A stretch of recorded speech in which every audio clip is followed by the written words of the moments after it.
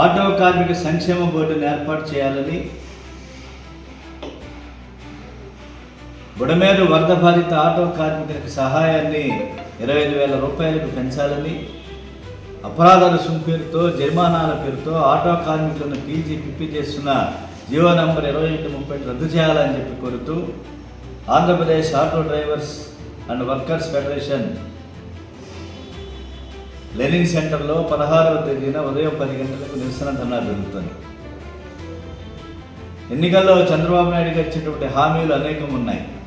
ప్రత్యేకించి ఆటో రంగాన్ని పరిశ్రమగా గుర్తిస్తామని చెప్పి, సంక్షేమ బోర్డుని ఏర్పాటు చేస్తామని చెప్పి, ఆటో కార్మికుల వాహన మిత్ర పథకాన్ని మరింత వేగవంతంగా దాన్ని అమలు చేస్తామని చెప్పేటువంటి ప్రభుత్వం ఇవాళ మిన్నకున్నట్టు పరిస్థితి కనపడుతున్నది.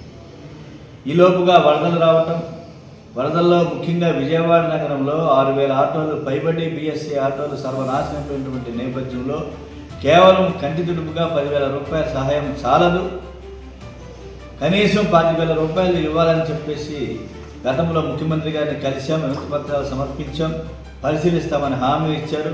నిన్ననే ముఖ్యమంత్రి గారి దృష్టికి తీసుకొస్తున్నాం పాత్రికేయముఖంగా. సింగనగర్లో నాగులు అనేటువంటి ఆటో కార్మికుడు వరద బాధిత సహాయం చాలక, ఫైనాన్షియల్ వేధింపులు, అప్పుల బాధను తట్టుకోలేక తన ఆటోను తానే తగలబెట్టుకున్నటువంటి పరిస్థితి చాలా బాధాకరం. ఇటువంటి నాగులు లాంటి ఆటో కార్మికులు ఎంతోమంది ఉన్నారు. ఆ కార్మికులకు భద్రత కోసం సంక్షేమ బోర్డు ఏర్పాటు చేయాలి.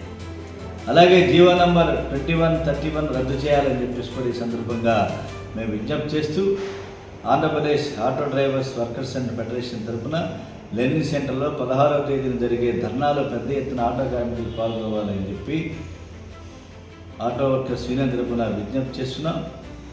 కార్మికులు కూడా పెద్ద ఎత్తున కదిలి రావాలని చెప్పేసి పిలిపిస్తున్నాం.